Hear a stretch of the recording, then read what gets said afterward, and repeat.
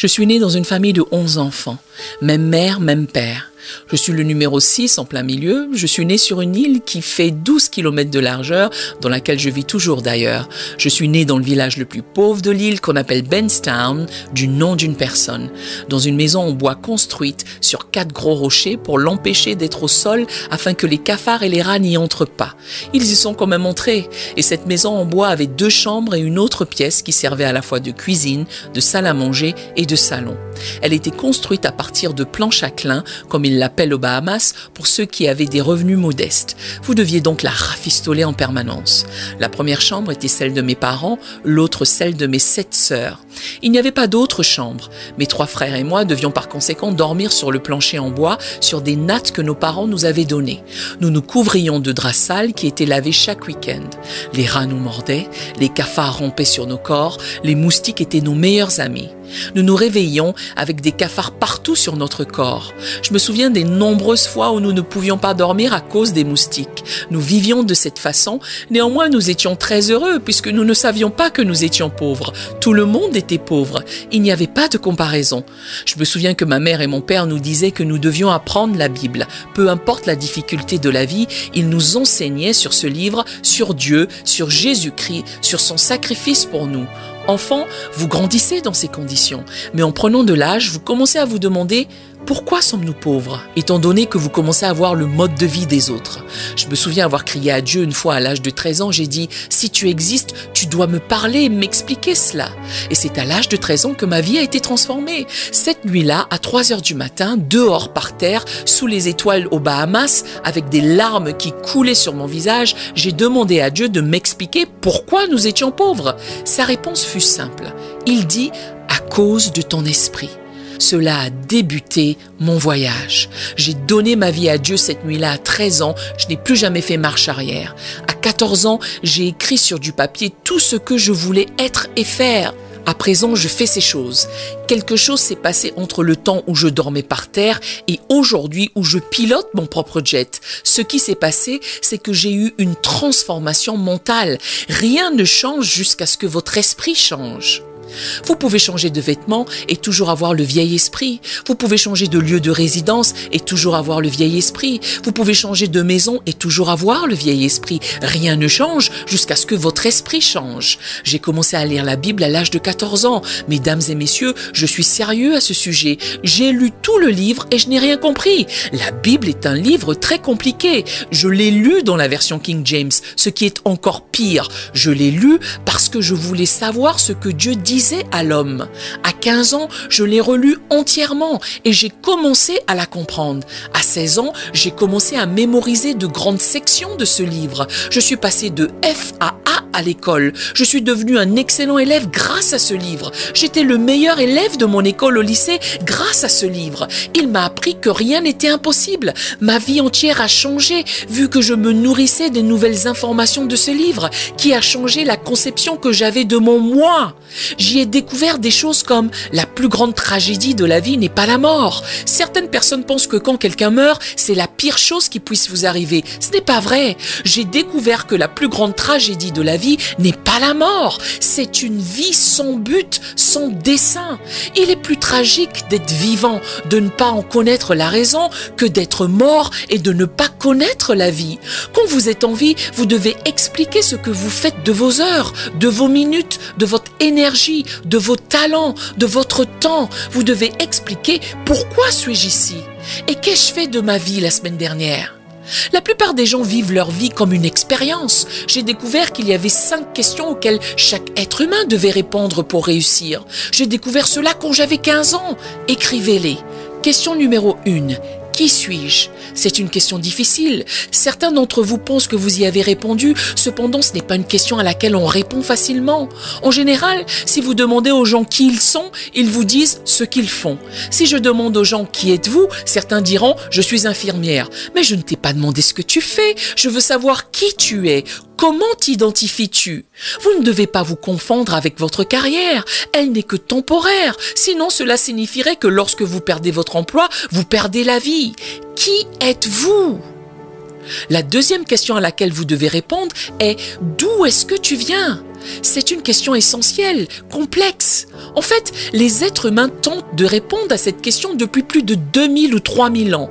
Aujourd'hui, ils tentent même de dire que vous venez des singes. Ils parlent d'évolution, ils parlent de l'homme qui a commencé comme substance visqueuse, qui est devenu salamandre, puis tétard, qui s'est développé en grenouille pour finalement devenir singe et enfin être humain. Eh bien, je ne sais pas pour vous, mais je ne suis ni singe ni tétard. Ils essaient d'expliquer que vous êtes sorti d'un Big Bang qui a provoqué un certain codage génétique dans la vase, dans l'abîme, il y a 6 milliards d'années, etc., etc. Ils essaient d'expliquer d'où vous venez. À moins que vous ne sachiez d'où vous venez, vous ne saurez pas qui vous êtes. Quelle est votre source? D'où venez-vous? C'est une question primordiale. La troisième question à laquelle je devais répondre, avec laquelle je me débattais, est la suivante. Pourquoi suis-je ici? C'est une question difficile. Pourquoi es-tu né? Pourquoi as-tu été conçu? Pourquoi es-tu sur cette planète en ce moment? Pourquoi es-tu sur Terre? Ce sont des questions complexes. C'est une question obscure. Nous n'aimons pas y penser. Pourquoi suis-je ici? Nous nous posons cette question en silence. Nous n'en parlons pas beaucoup publiquement car nous avons peur de ne pas en connaître la réponse. Pourquoi es-tu né? Je veux dire, un homme a des relations sexuelles avec une femme et il libère du sperme en elle. Les scientifiques ont prouvé que plus de 600 millions de spermatozoïdes se précipitent vers l'ovule. Un seul y arrive. Devinez qui c'est? Ma question est, pourquoi 599 millions de spermatozoïdes meurent pour que vous viviez sur cette planète? Y avait-il une raison pour laquelle le Créateur divin a choisi ce sperme en particulier pour votre conception à ce moment-là? Pourquoi êtes-vous ici? C'est une question difficile. Vous n'êtes pas venu pour gagner votre vie, payer vos factures puis mourir. Vous êtes venu pour faire une différence. Vous êtes venu pour livrer quelque chose que nous sommes censés avoir. Nous devons découvrir ce que c'est. Vous n'êtes pas une erreur. Vous n'êtes pas un accident biologique. Pourquoi êtes-vous ici? C'est une question épineuse. La quatrième question à laquelle tout le monde doit répondre est « Que puis-je faire ?» Quelle est ma capacité? Quelle est ma vraie capacité? C'est une question compliquée vu que la plupart des gens assis ici dans cette église aujourd'hui vivent en dessous de leur véritable potentiel. Vous ne savez pas de quoi vous êtes capable.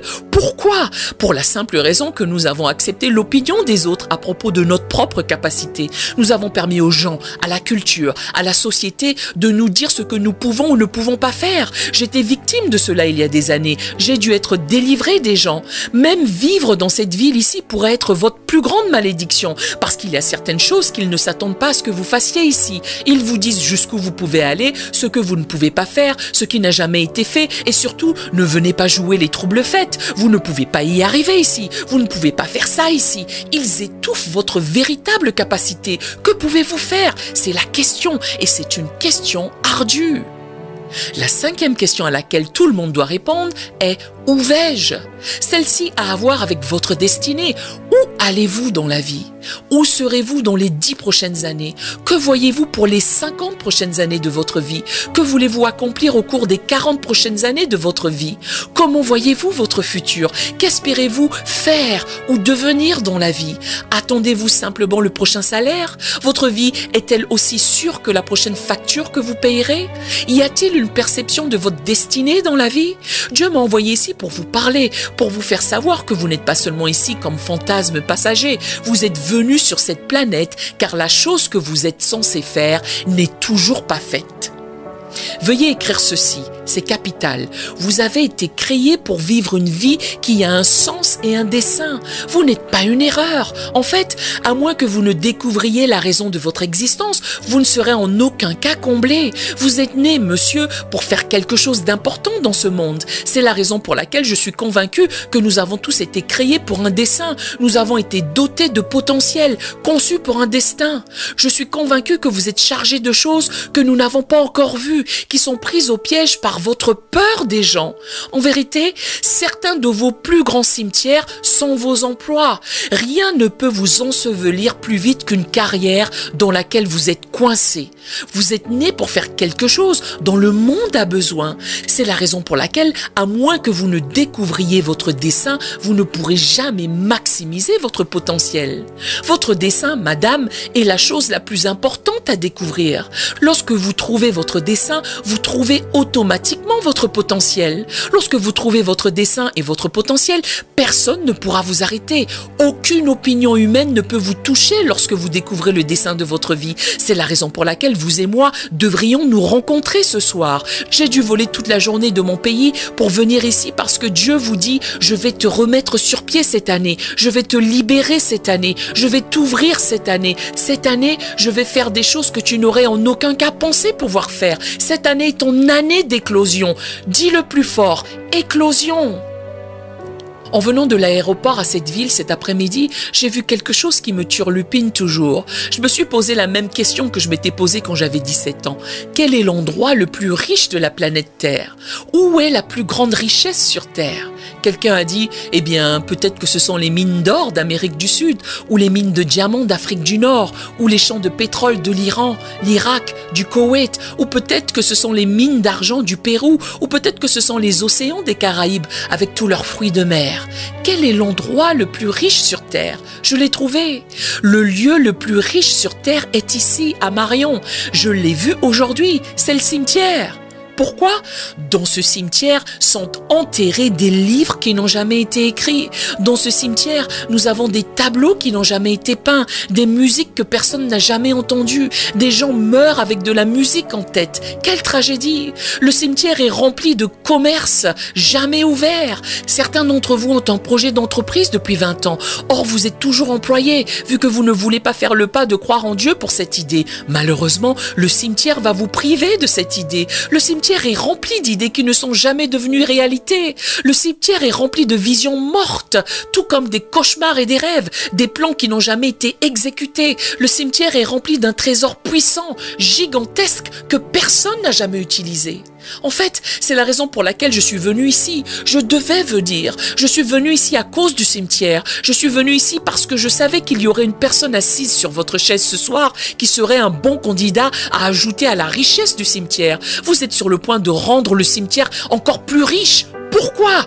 Piégé en vous est un livre sur lequel vous vous atermoyez. À l'intérieur de vous est une idée que vous refusez toujours de poursuivre. À l'intérieur de vous se trouve une musique, de la poésie que vous n'avez jamais écrite. Comment se fait-il que le cimetière nous retire à nouveau quelque chose?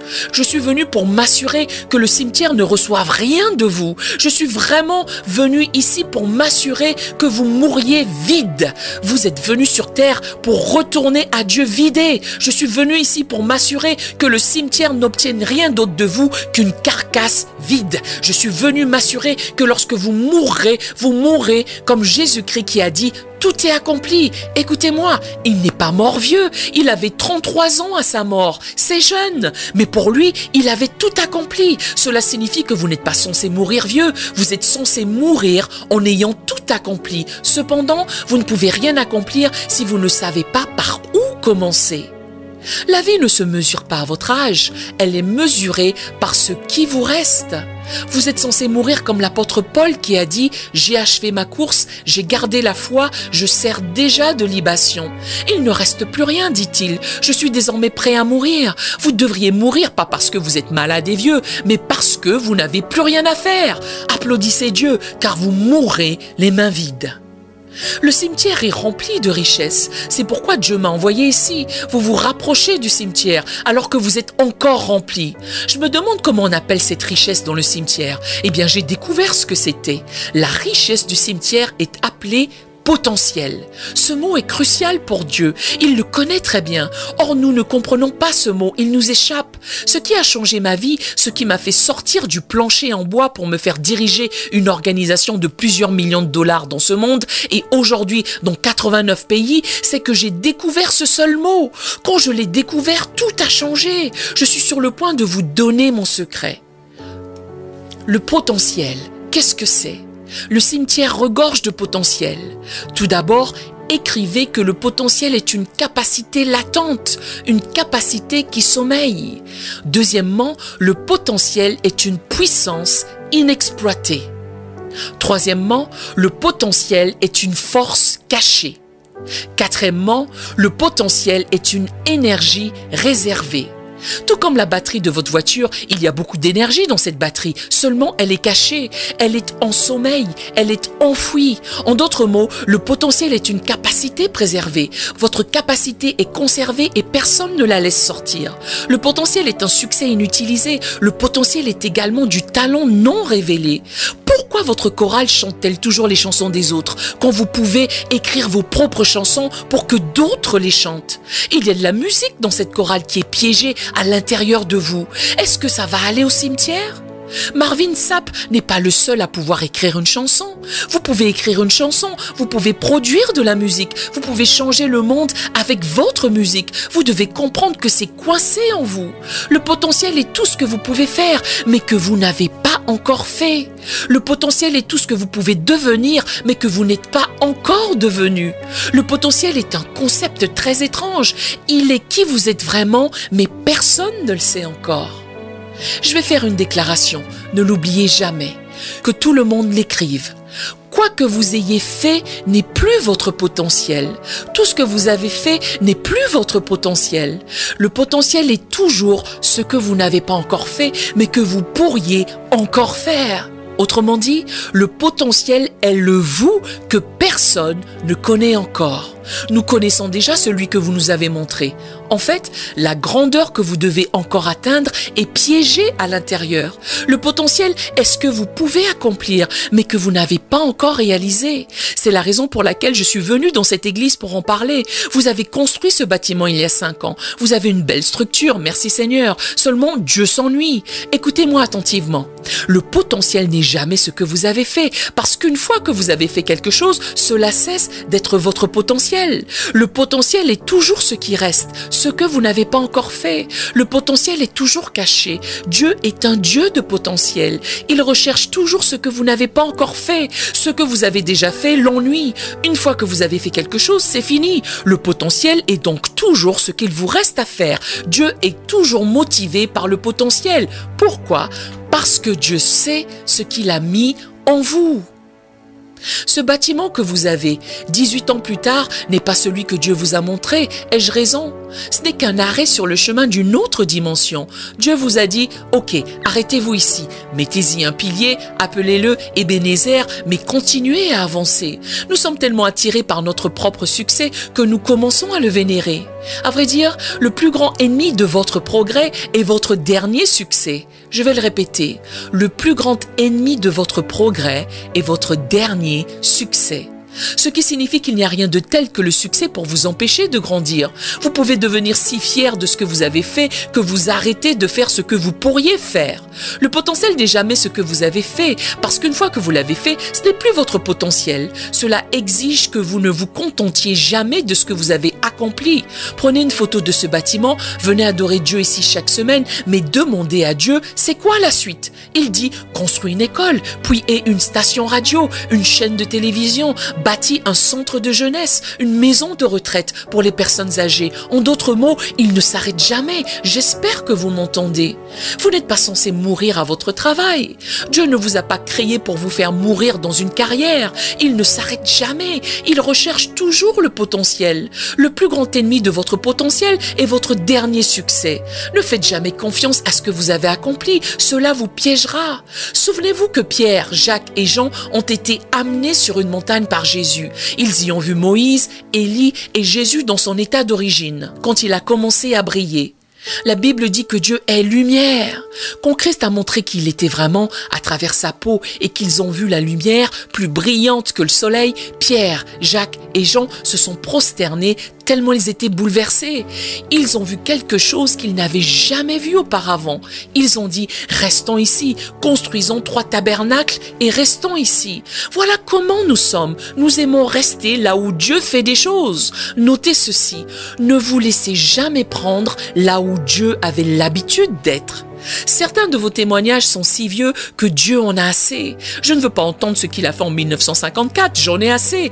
Donnez-moi quelque chose qu'il a fait la nuit dernière. Dieu est trop créatif pour se répéter. C'est la raison pour laquelle il n'a jamais reproduit de miracle dans la Bible. Pas une seule fois. Dieu n'a jamais répété de miracle dans la Bible. Jamais. Pourquoi? Il est trop créatif. Il est Dieu de potentiel. Ce ministère a fait ça. Très bien, c'est fait. Ce n'est plus votre potentiel. Il y a une église à l'intérieur de cette église maintenant. Une autre. C'est la raison pour laquelle le potentiel n'est jamais terminé. Le potentiel ne finit jamais. Je suis sur le point de vous renvoyer chez vous avec une révélation qui va vous faire crier et vous garder éveillé toute la nuit. Êtes-vous prêts pour cela? Très bien. Écrivez le mot omni. O-M-N-I. J'ai vu ce mot dans un magasin en Caroline du Nord l'autre jour. Le mot omni signifie tout. Cela signifie entier. Cela signifie toujours tout. Cela signifie complet ou total. Habituez-vous à ce mot car il est substantiel pour vous. L'autre mot est potent. Il signifie puissance, pouvoir, énergie, force. À présent, prenez le mot omni et mettez-le à côté du mot potent. Vous devriez avoir un nouveau mot que vous avez probablement déjà entendu auparavant, omnipotent. Il n'y a qu'une seule personne à laquelle ce nom est attribué. Qui est-ce? Jéhovah Jireh, Jéhovah Rapha, Jéhovah Tzidkenu, Dieu lui-même. Il est quoi? Omnipotent. Omnipotent signifie tout potentiel. Dieu n'est pas seulement le Dieu du potentiel, il est potentiel, il est tout pouvoir. Savez-vous ce que ça veut dire? Écoutez-moi attentivement. Cela signifie que Dieu dit qu'il est lui-même tout-puissant. Cela signifie qu'il est tout potentiel. Il est toujours plein de potentiel. Non, vous n'entendez pas ce que je dis. Cela signifie que ce que Dieu a déjà fait de sa bouche avec sa parole, il a fait sortir 500 millions de galaxies. Il a créé la Voie lactée, les systèmes solaires, tout ce qu'il y a dans l'espace, les trous noirs, les millions de planètes. Puis Dieu a créé un système solaire avec un soleil et des planètes autour. Il a appelé l'une d'elles Terre, dans laquelle il a mis des rivières, des forêts, des oiseaux, des abeilles, des poissons, des animaux, des choses très belles. Dieu dit que c'était bon. Puis Dieu a créé tout cet univers puissant et il a dit « Je suis toujours tout puissant ». Cela signifie que vous n'avez encore rien vu. Louez-le parce qu'il est omnipotent. Omnipotent signifie que je suis encore rempli. Lorsque vous sortez, regardez les étoiles, les milliards d'étoiles. Dieu dit que vous n'avez encore rien vu. Je ne vous ai pas montré tout ce qu'il y a à l'intérieur de moi. En fait, voici le mystère. Avant que quoi que ce soit existe, Dieu est. Ce qui signifie que tout ce qui est était à l'intérieur de Dieu. Parce qu'il fut un temps où il n'y avait rien d'autre que Dieu. Donc, si vous aviez rencontré Dieu quand il n'y avait rien, vous l'auriez rencontré se tenant debout sur rien dans un coin de nulle part, rempli de tout. Tout a été fait par lui, dit la Bible. Cela signifie qu'avant qu'il ne fasse quoi que ce soit, tout était en lui. Par conséquent, il a tout sorti de lui lorsqu'il se tenait debout sur rien dans un coin de nulle part. C'est cela la beauté d'être plein de potentiel. Cela signifie que si vous aviez rencontré Dieu avant que quoi que ce soit ne soit, au coin de nulle part, au coin du zéro, du néant, et que vous lui aviez serré la main, vous auriez serré la main à tout sans le savoir. Le potentiel est toujours caché à l'intérieur. C'est la raison pour laquelle vous devez faire attention à la façon dont vous traitez les gens. Vous ne savez pas ce qu'ils portent. C'est la raison pour laquelle vous ne devriez en aucun cas juger une personne rien qu'en la regardant. Il est omnipotent. Cela signifie qu'il est tout puissant, tout pouvoir, il est toute force, il est encore plein de choses que vous n'avez pas encore vues. C'est pourquoi Dieu ne panique jamais. S'il ne peut trouver quelque chose, il va à l'intérieur de lui et il le fait sortir. Oh, gloire, alléluia! Dieu n'a jamais cessé de créer. Ce dont il a besoin, s'il ne l'a pas, il le produit. C'est la raison pour laquelle vous devriez bien dormir ce soir. Ne vous inquiétez pas pour demain, il s'occupe de tout. Tout ce dont vous avez besoin, il le créera s'il doit le faire. Il est omnipotent. Que quelqu'un crie « Amen », louez-le, il est omnipotent. Ce mot n'est pas un mot religieux, c'est une description de sa réalité. En d'autres termes, omnipotent signifie que Dieu est toujours capable de faire plus que ce qu'il a fait. Vous pensez que ce bâtiment est beau? Attendez de voir le prochain qu'il va ériger ici même. Dites à votre voisin, fais attention, tu ne sais pas à côté de qui tu es assis, tu ne sais pas ce que je porte, je suis rempli, il est tout puissant, il est omnipotent. Genèse 17, verset 1 dit, lorsqu'Abraham fut âgé de 99 ans, l'Éternel apparut à Abraham. Dieu apparaît à Abraham à l'âge de 90 ans. Il se présente à lui en un mot et lui dit, je suis le Dieu tout-puissant. Il sait que le gars a 90 ans, qu'il ne peut plus avoir d'enfants, que sa femme est stérile. Dieu sait déjà ce que vous pensez ne pas pouvoir faire. Ici, Dieu dit à Abraham, avant que tu ne dises quoi que ce soit, permets-moi de te dire qui je suis. Je suis Dieu tout-potentiel. Avant qu'on fasse des affaires ensemble, permets-moi de te dire qui je suis. Je peux faire tout ce que je te dis de faire. Je le répète, je peux faire tout ce que je te dis de faire. Alors laisse-moi te dire qui je suis. Je suis tout-puissant. Maintenant, parlons, dit-il. Dieu ne vous dira jamais de faire quoi que ce soit qui ne soit pas déjà fait. Il est alpha, oméga, il a terminé. Dieu essaie de trouver des gens qui commenceront des choses qui sont déjà terminées. Je suis le tout-puissant, Abraham. Parlons maintenant. Je suis tout potentiel.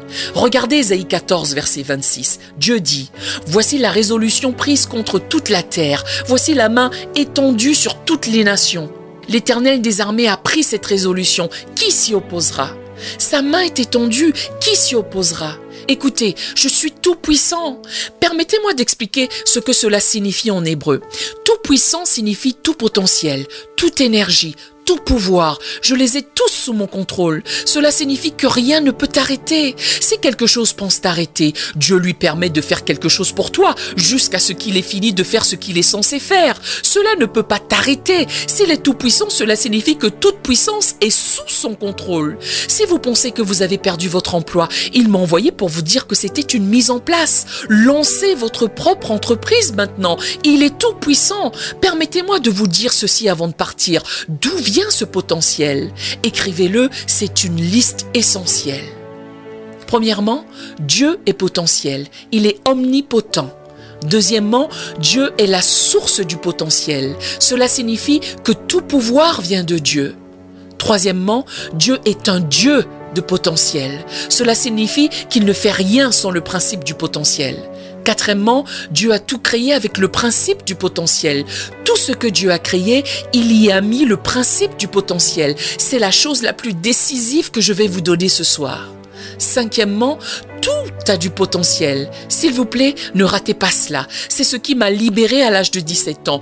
Tout ce que Dieu a créé possède un potentiel. Sixièmement, le potentiel est un produit du dessein. Le dessein est la raison pour laquelle quelque chose existe. Le potentiel est sa capacité à l'exécuter. Ainsi, lorsque Dieu crée une chose pour un dessein, il y met déjà son potentiel. Le potentiel est un produit du dessein. Septièmement, le potentiel précède le dessein. Autrement dit, Dieu ne demandera jamais de quelque chose ce qu'il n'a pas déjà mis. Quand Dieu demande de faire quelque chose, c'est parce qu'il a déjà mis le faire. C'est pourquoi, quand Dieu ordonne de faire quelque chose, l'excuse est impossible. J'ai découvert que Dieu ne fait rien sans le principe du potentiel. Cela signifie que tout ce que Dieu a créé, il l'a créé avec du potentiel.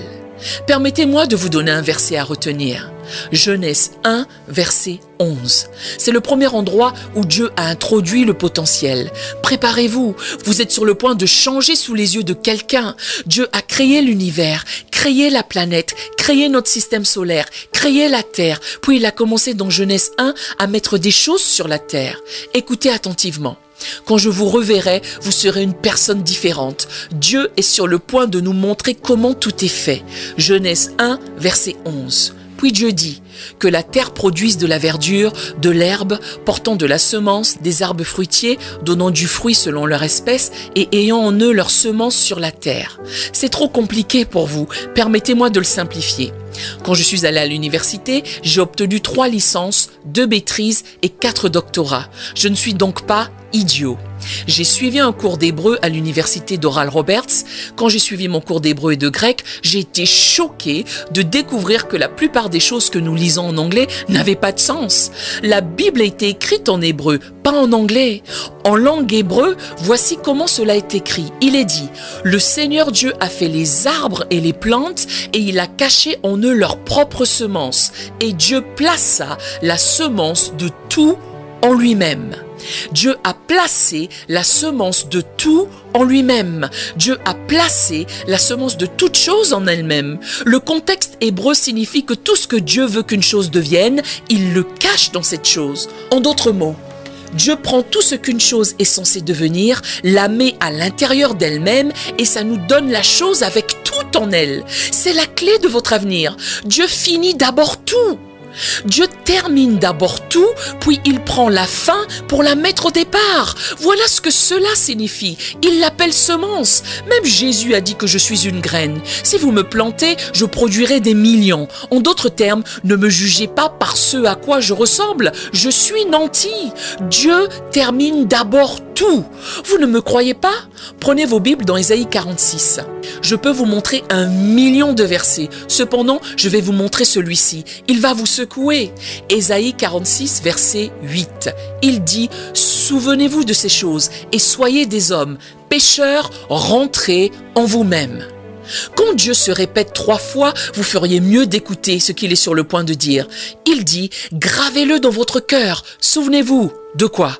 Ne vous rebellez pas contre cela, dit-il. Ne vous rebellez pas sur ce que je suis sur le point de vous montrer, dit-il. Regardez le verset 9, il dit, je suis Dieu et nul n'est semblable à moi. Dieu joue du galon. Juste au cas où vous le confondriez avec un autre Dieu, il dit « Laissez-moi vous dire quelque chose, je suis Dieu. Non seulement ça, mais nul n'est semblable à moi. » Gardez à l'esprit qu'en ce temps-là, il y avait beaucoup de gens qui pensaient être des dieux. Il dit « Écoute-moi Ésaïe, je suis Dieu et nul n'est semblable à moi. » Au verset suivant, il dit « Je suis Dieu et il n'y en a point d'autre. » De quoi parle-t-il? Il dit « Laisse-moi te dire quelque chose. La raison pour laquelle il n'y a pas de Dieu semblable à moi et point d'autre Dieu que moi, et il le dit au verset suivant, que je suis le seul Dieu qui déclare dès le commencement ce qui sera à la fin et longtemps auparavant les choses qui n'ont point encore été faites, qui dit « Mes arrêts subsisteront. » Que veut-il dire? Tout d'abord, Dieu dit « Je suis Dieu. Il n'y en a pas comme moi. » Pourquoi? Parce que je suis le seul Dieu qui fixe la fin en premier. Puis, je fais un pas en arrière et je commence. Dieu dit, regardez, je suis Dieu. Aucun Dieu ne peut faire cela. Je détermine la fin en premier, je finis les choses d'abord, puis je fais un pas en arrière et je les commence. Je suis Dieu. Je ne commence jamais par le commencement. Vous devez comprendre cela. C'est la raison pour laquelle je n'ai plus de dette aujourd'hui. C'est la raison pour laquelle je ne prie jamais pour de l'argent. C'est la raison pour laquelle je ne m'inquiète de rien dans ma vie. Grâce à cette seule déclaration, Dieu dit, je suis Dieu, nul n'est comme moi. Pourquoi? Je fixe la fin en premier. Je termine toujours les choses en premier. Je les termine d'abord, puis je fais un pas en arrière. Cela signifie que chaque fois que je commence quelque chose, elle est déjà terminée. C'est la raison pour laquelle Dieu ne panique jamais. Pourquoi? Il a fini. C'est pourquoi il a placé la semence de tout en lui-même. Il met la fin au début, il met la fin au commencement, il met le final dans l'initialisation, il met l'achèvement dans l'initialisation. Quand Dieu commence quelque chose, c'est déjà fini. Cela signifie que Dieu ne permet à rien de commencer, sauf si c'est déjà fini. Cela signifie que lorsque ces 500 millions de spermatozoïdes se précipitaient vers l'ovule pendant les rapports sexuels de votre mère et de votre papa, Dieu a regardé du ciel les 500 millions de spermatozoïdes et a dit « Je veux celui-là ». Devinez qui c'était? C'était vous. Vous avez commencé dans le ventre de votre mère. Lorsque le sperme a touché l'ovule, Dieu a dit boum, c'est le début.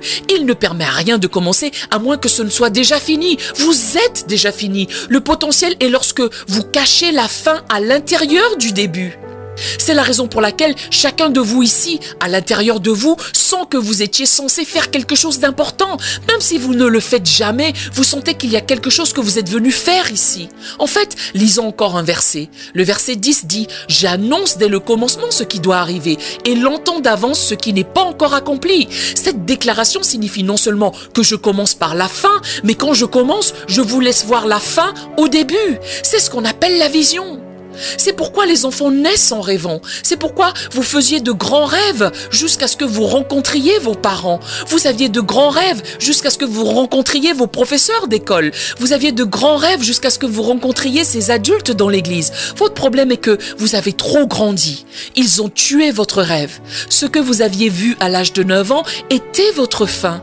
Vous avez été piégé dans un travail à présent. Savez-vous ce que Jésus a dit? Il a dit, quand vous entrez dans mon royaume, vous cessez d'être un adulte, car les adultes ne rêvent plus. À moins que vous ne redeveniez de petits enfants, vous ne pourrez pas entrer dans le mode de vie du royaume. Cela demande un enfant pour acheter un terrain et y construire ce bâtiment en ville. Cela demande un enfant pour planifier le prochain bâtiment, même si ça n'a pas de sens.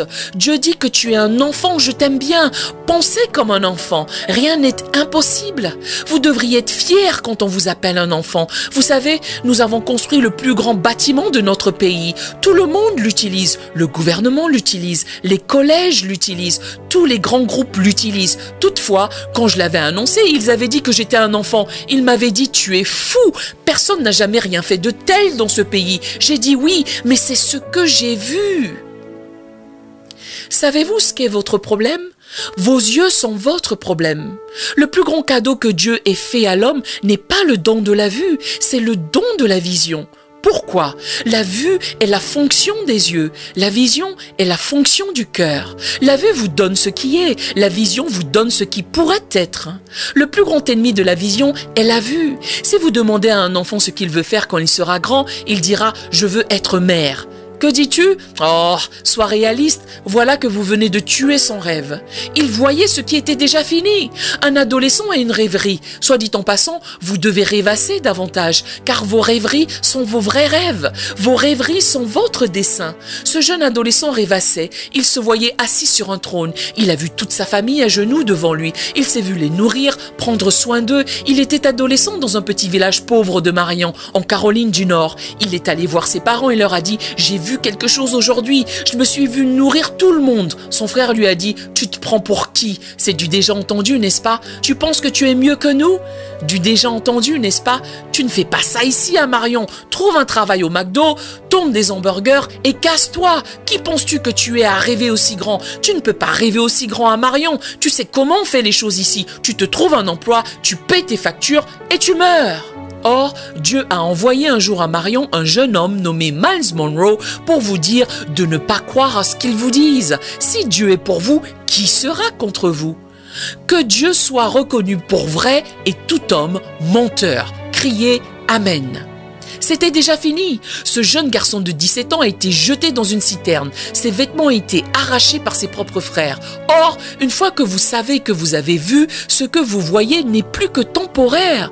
Il a déjà vu sa fin, même si ses yeux voyaient la citerne. Si vous savez ce que vous avez vu et que ce que vous voyez n'est pas ce que vous avez vu, ce que vous voyez n'est que temporaire. Je dis que c'est temporaire. Quand vous irez travailler demain, je veux que vous y alliez avec un sourire aux lèvres. S'ils vous demandent pourquoi vous souriez, dites-leur, ce n'est pas ce que j'ai vu, c'est un travail temporaire. Profitez de moi pendant que je suis ici. Je suis en route vers ma destinée. Lorsque vous rentrerez chez vous ce soir, promenez-vous dans votre appartement et dites, ce n'est pas ce que j'ai vu, c'est une résidence temporaire. Je suis en chemin vers ce qu'il m'a montré. Oh pasteur, allez dans le bâtiment dans lequel vous vous trouvez, promenez-vous et dites, ce n'est pas ce que j'ai vu, ceci est une église temporaire.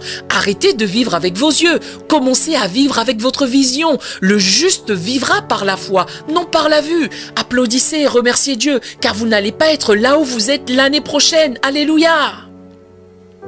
Dieu dit, je mets la semence de tout en lui-même.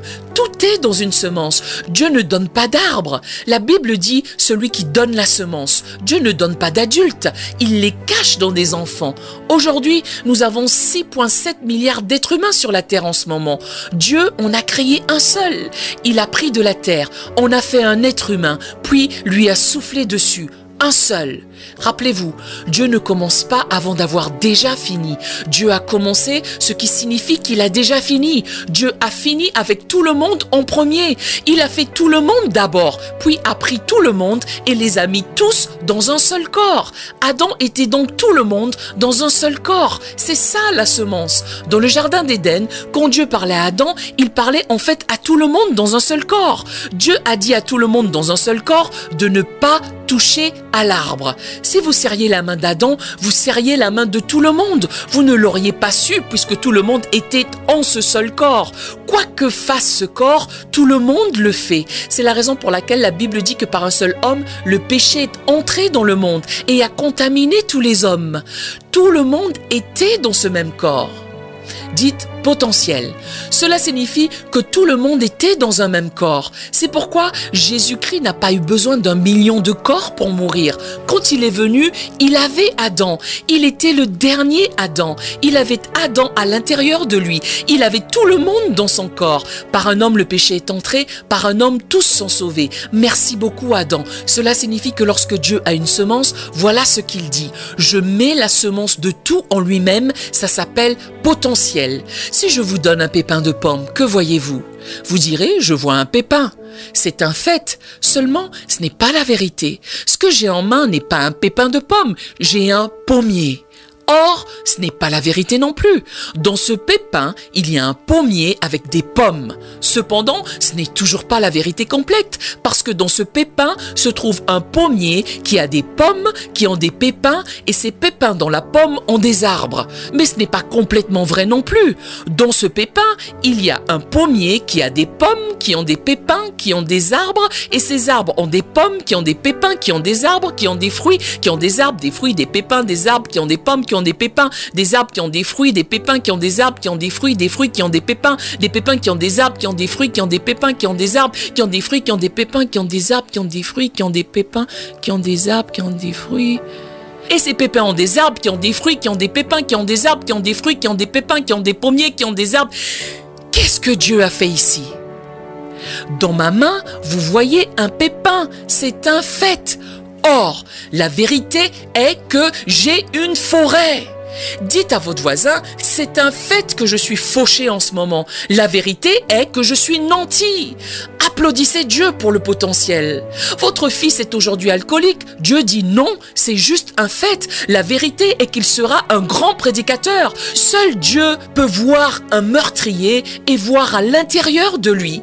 Les faits nous disent que c'est un meurtrier, mais la vérité est qu'à l'intérieur de ce meurtrier se trouve Genèse, Exode, Lévitique, Nombre, Deutéronome. Et la prochaine fois que vous lirez le livre de Genèse, d'Exode ou de Lévitique, souvenez-vous que vous lisez les écrits d'un meurtrier. Seul Dieu peut voir en un meurtrier un libérateur et les 10 commandements, les lois de Dieu à l'intérieur d'un meurtrier. Dites potentiel. Cela signifie qu'aucune de vos erreurs ne peut effacer ce que vous portez. Criez Amen. Seul Dieu pouvait voir en un berger un roi. Seul Dieu pouvait voir en une prostituée nommée Rahab la lignée de Jésus-Christ. En une prostituée. Seul Dieu pouvait voir en un berger dans le désert le chef d'un pays. Seul Dieu pouvait voir en un tueur en série nommé Saul la jeunesse passée dans le Nouveau Testament. À l'intérieur de ce tueur en série, il a vu Éphésiens, Corinthiens, Colossiens, Philippiens, Thessaloniciens. Il a vu le Nouveau Testament en un tueur en série. Je me demande ce qu'il voit ce soir. Il ne voit jamais ce que vous avez fait. Il voit ce que vous portez. Vous portez un trésor incroyable. Ne permettez à personne d'entraver votre avenir avec leurs mots. Dites, je suis celui qu'il dit que je suis. Je peux faire ce qu'il dit que je peux faire. Si je le vois, c'est déjà fait. Je me dirige vers ma destinée. Je suis plein de potentiel. Poussez un grand cri de joie à Dieu. Je veux que vous compreniez que ce soir, il savait que vous seriez ici. Il savait que vous étiez dos au mur. Votre vie s'est arrêtée. Il a envoyé cette parole pour dire à cette église et à vous qui m'écoutez que vous n'avez encore rien vu. Oh, rendez-lui gloire. Louez-le. Adorez-le. Monsieur le maire, de quoi rêvez-vous? C'est la question. Que vous a-t-il montré quand vous étiez enfant? Être maire n'est rien. Pourquoi? C'est déjà fait. Maintenant, soyez gouverneur. Faites autre chose. Rêvez grand. C'est la raison pour laquelle le mot retraite n'existe pas dans la Bible. Vous ne prenez pas votre retraite. Vous vous videz, puis vous partez. Dieu a appelé Abraham à 75 ans. Il a commencé à 75 ans. Quel est votre problème alors? Vous n'avez encore rien vu. Pas de retraite. Retrouvez le feu dans vos os, mon frère. Alléluia. Je veux prier pour vous. Notre organisation est dans plus de 100 pays en 30 ans. Elle vaut des millions de dollars. Elle a commencé avec rien qu'une idée. Le potentiel. Ma première employée dans l'entreprise et dans notre organisation était ma sœur aînée, l'aînée des 11 enfants que nous sommes. Elle m'a dit que je suis née avec de l'asthme. Maman et elle m'ont raconté des histoires, notamment comment je suis mort littéralement plusieurs fois en m'étouffant dans ce berceau en bois. Comment elle se levait tous les soirs quand elle m'entendait m'étouffer. Elle venait me chercher sur ce lit sale et me mettait sur son épaule. Elle m'a dit qu'elle marchait sur ce plancher en bois sans dormir parce qu'elle savait que si elle m'allongeait, j'allais redevenir bleue et mourir à nouveau. Pendant des mois, chaque soir, elle se levait pour s'assurer que je ne meure pas. Vous savez, aujourd'hui, ma sœur aînée est mon assistante administrative. Je lui paie son salaire. Elle et moi parlions au bureau il y a quelques mois encore. Elle me disait, tu es partout dans le monde, à la télé. Tes livres sont dans 89 pays, traduits en 30 langues. Tu as des bureaux dans 17 pays. Des millions de personnes sont touchées par toi partout dans le monde. Mais je me souviens des allées-venues que je faisais avec toi pour t'empêcher de mourir. J'ai dit, n'est-ce pas incroyable que toutes ces nuits-là, tu ne savais même pas que tu portais ton patron dans tes bras? Vous ne connaissez personne dans cette pièce. Vous ne savez pas qui est dans cette pièce. Arrêtez de radier les gens. Ne vous débarrassez pas de vos enfants. Ne vous débarrassez pas des membres qui tombent. Vous ne savez pas ce qu'ils portent. C'est pourquoi Dieu aime la décharge. Chaque fois que la société rejette quelqu'un, Dieu le récupère parce qu'il sait ce qu'il a mis à l'intérieur de vous. Il est mort pour protéger le trésor que vous portez. Nous avons ce trésor dans des vases de terre pour montrer sa gloire.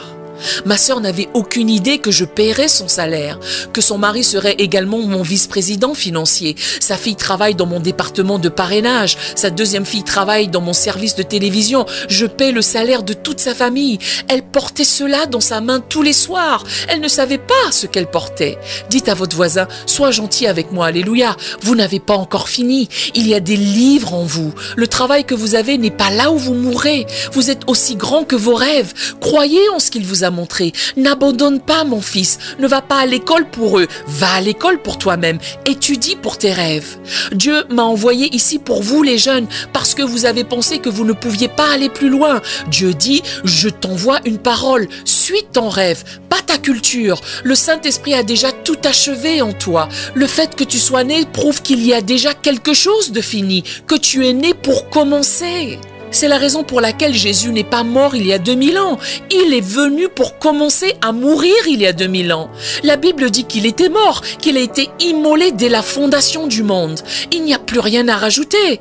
Dieu avait fini. Dieu vous a sauvé avant que vous ne péchiez. Fini. C'est la raison pour laquelle il est ici ce soir pour vous dire que ce que vous avez vu quand vous aviez 14 ans est toujours vrai. Ce que vous avez vu quand vous aviez 20 ans est toujours vrai. Ce que vous avez vu quand vous aviez 29 ans est toujours vrai. Dépoussiérez-vous, relevez-vous, remettez votre vision en place. Quand vous irez travailler demain, dites-vous, je vais à mon passe-temps. C'est mon emploi temporaire. Ce n'est pas ce que j'ai vu. En vue de la joie qui lui était réservée, Christ a souffert un bas salaire, les abus, les malentendus, en vue de la joie qui lui était réservée. Il avait déjà vu la fin. Quelque chose se passe ici. Ne le sentez-vous pas à l'intérieur de vous? Vos rêves d'enfance reviennent. Savez-vous pourquoi? Parce qu'il a dit que lorsque le Saint-Esprit vient sur une personne, il ne vient pas pour que vous tombiez par terre. Il vient pour que le vieil homme retrouve ses rêves, que le jeune homme retrouve ses visions, que la jeune fille ait des visions prophétiques. Le Saint-Esprit vient vous rendre le rêve que vous aviez perdu. Cette année, proclamez les 10 prochaines années de votre vie. Dites-leur ce que vous voyez. Retrouvez votre rêve. Votre corps n'est pas votre limitation. Votre cerveau fonctionne toujours. Jeune homme, retrouve ta vision. Ne trouve pas seulement un travail. Ils peuvent t'en licencier. Aie une vision. Jeune femme, vois ton avenir. Écris-le sur du papier et crois en ce que tu écris. L'Esprit Saint viendra sur tous les hommes. Les jeunes auront à nouveau des visions. Les vieux rêveront à nouveau. Ils verront la fin. Votre ville est sur le point d'exploser. De nouvelles entreprises, de nouvelles églises, de nouvelles compagnies, de nouveaux investissements, de nouvelles idées, des livres, de la musique, des maisons d'édition, des magazines vont venir à l'existence et feront le tour du monde pour changer le monde. Dieu dit, je vais changer le monde à partir de là où tu es. Peux-tu le croire? Croyez en vos rêves. Ne laissez aucun adulte vous dissuader. Crois en tes rêves.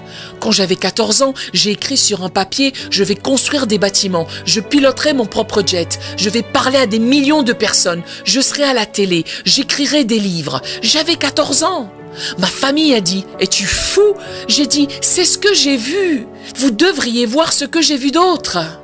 La semaine prochaine, je serai avec le gouvernement de Curaçao pour former l'ensemble du gouvernement. La semaine d'après, ce sera le gouvernement d'Aruba.